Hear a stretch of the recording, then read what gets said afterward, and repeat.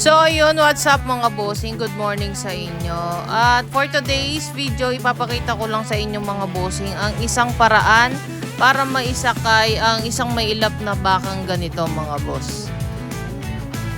At mailap lang tong ating mga baka kaya kailangan lang natin siyang ganyan. So, sa mga basher dyan, huwag kayong magalit kung nakikita nyong nahihirapan at nasasaktan yung mga pinapakita ko sa mga video. Hindi naman namin kagustuhan yan mga bossing. Kung kami lang ayaw din namin nahihirapan yung mga baka at kalabaw na naisasakay namin. It's just kailangan lang mga bossing kasi pahirapan talaga ang pagsakay sa kanila mga bossing.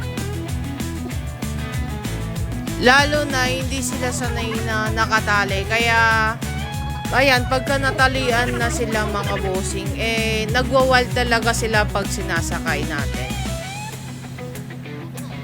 And this is one of the real reality ng magbabaka mga bossing. Mahirap pero laban lang. Laban lang mga kahayupan.